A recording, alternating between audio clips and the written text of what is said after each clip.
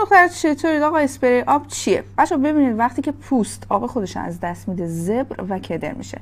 از دست دادن آب توی یک زمانای از روز مثل ظهر، اوج گرما یا بعد از شستشوی صورت خیلی بیشتر اتفاق میفته. بهترین و اورژانس ترین راه اینه که از یه اسپری آب استفاده کنید، چون به صورت خیلی آنی 60% رطوبت پوست رو افزایش میده. خب بریم سراغ اسپری آب اون. ببینید چه میست خفنی داره و میست ریزی داره.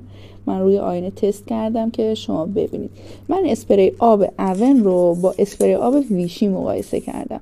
اینو هم میست میکنم. ببینید بچه‌ها چقدر دونه های درشتری داره.